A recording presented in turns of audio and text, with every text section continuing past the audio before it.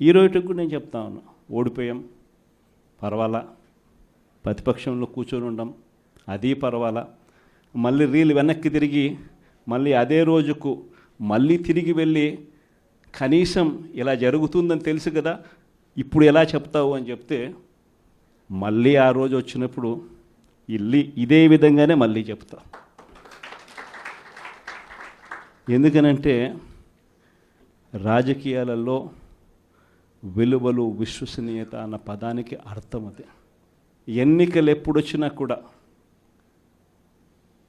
అదే విలువలు అదే విశ్వసనీయత అన్న ఒకే ఒక్క పదం మీద మళ్ళీ వైఎస్ఆర్సీపీ మళ్ళీ అఖండ మెజారిటీతో మళ్ళీ గవర్నమెంట్.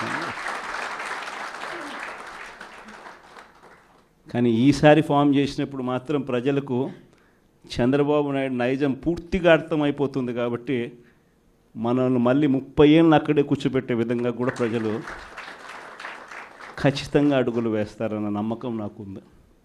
ఎందుకంటే ఈరోజు ఒకవైపున ఇచ్చిన హామీలన్నీ కూడా పక్కకి వెళ్ళిపోవడం అన్నది ఒక ఆస్పెక్ట్ అయితే, రెండో ఆస్పెక్ట్ ఏమిటి అని అంటే ప్రతి వ్యవస్థ నిర్వీర్యం అయిపోయింది.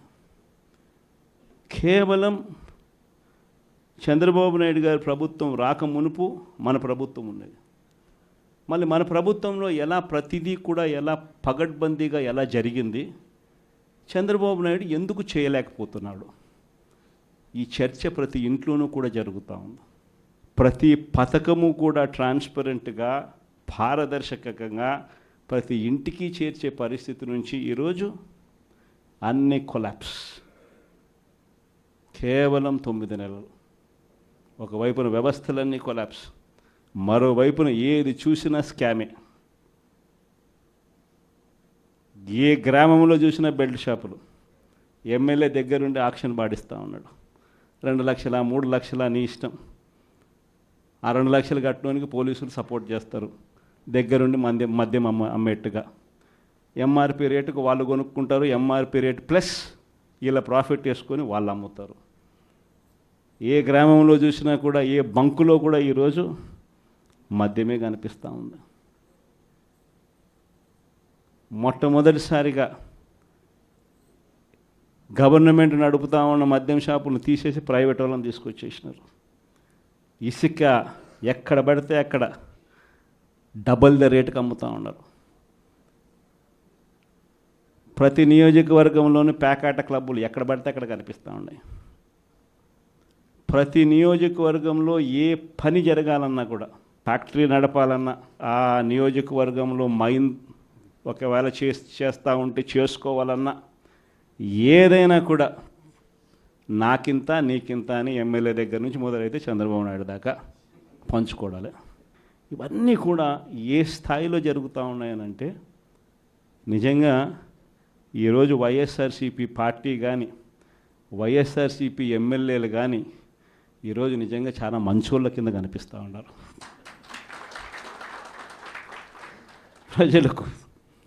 ఆ స్థాయిలో కేవలం 9 నెలల కాలంలోనే ఇంత దారుణంగా పడిపోయినాయి. ఇవన్నీ కూడా ఎందుకు నేను చెప్తా ఉన్నాను అని అంటే, ఈరోజు కష్టాలు అనేటివి వస్తాయి. ప్రతిపక్షంలో ఉన్నప్పుడు, రాజకీయాలలో మరీ ముఖ్యంగా ఉన్నప్పుడు ప్రతి ఒక్కరూ కూడా ఒక్కటే గుర్తుపెట్టుకోవాలి, కష్టం రానిదే సుఖం రాదు. ప్రతి మనిషి జీవితంలో కూడా కష్టాలు సుఖాలు అనేది పార్ట్ అండ్ పార్సల్. ప్రతిపక్షంలో ఉన్నప్పుడు మన కష్టాలు కనిపిస్తాయి, కానీ ఆ ప్రతిపక్షంలో ఉన్నప్పుడు ఆ కష్టాలలో వచ్చినప్పుడు మనం ఆ కష్టాలను ఎలా ఎదుర్కొంటాం అన్నది మనల్ని లీడర్లు చేస్తాయి. కష్టం వచ్చినప్పుడు మన క్యారెక్టర్ను మనం అమ్మేసుకుంటే, మన వ్యక్తిత్వాన్ని మనం అమ్మేసుకుంటే, ఒకసారి బాటిల్లో ఉన్న నీళ్ళు బాటిల్లో ఉంటే బాటిల్లో నీళ్ళు తాగుతాం. బాటిల్లో ఉన్న నీళ్ళు ఒక్కసారి ఇలా పడేసినామని అంటే భూమిలోకి పడిపోతాయి, మళ్ళీ ఏరుకోలేం. క్యారెక్టర్ కూడా అలాంటిదే. ఒక్కసారి విడిచిపెట్టేసినాము అని అంటే మళ్ళీ దాన్ని ఏరుకోలేం. ప్రజల్లో చులకనవుతాం, ప్రజల్లో పలచనవుతాం. ఇది ప్రతి ఒక్కరూ కూడా గుర్తుపెట్టుకోండి. కష్టాలు అన్నటివి ఎల్లకాలం ఉండవు. ఎవరికి ఏ కష్టం వచ్చినా కూడా నా కథ గుర్తు తెచ్చుకోండి. 16 నెలలు నన్ను జైల్లో పెట్టినారు. నా మీద కేసులు వేసింది కూడా మళ్ళీ ఎవరో కాదు, అటు కాంగ్రెస్ ఇటు తెలుగుదేశమే. నా పిటిషన్లో ఎవరు పిటిషనర్స్ అంటే అటు కాంగ్రెస్ ఎమ్మెల్యేలు ఇటు తెలుగుదేశం పార్టీకి సంబంధించిన నాయకులు.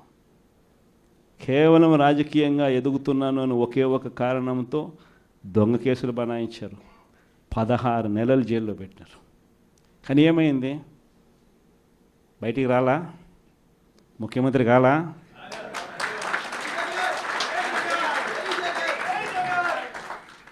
ప్రతి ఒక్కరు ఇది గుర్తుపెట్టుకోండి. ఎవరికైనా ఇంతే. మహా చేస్తే వీళ్ళు ఏం చేయగలుగుతారు? దొంగ కేసులు పెడతారు,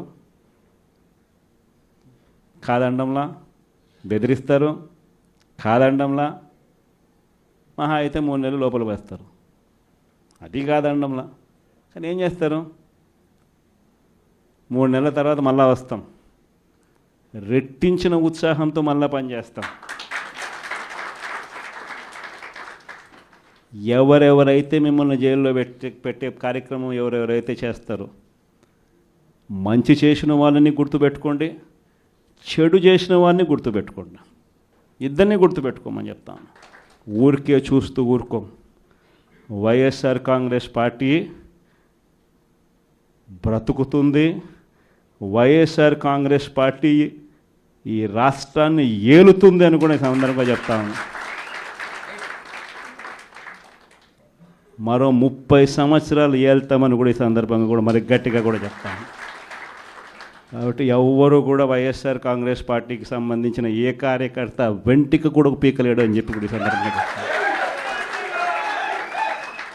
ఇది ప్రతి ఒక్కరూ గుర్తుపెట్టుకోండి,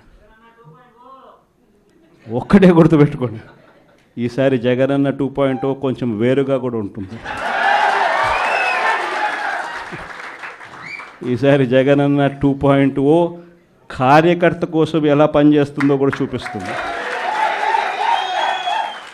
ఇది మాత్రం నేను ఖచ్చితంగా చెప్తా ఉన్నా. ఎందుకనంటే జగనన్న 1.0లో బహుశా కార్యకర్తలకి నేను అంత గొప్పగా బహుశా చేయలేకపోయి ఉండొచ్చేమో.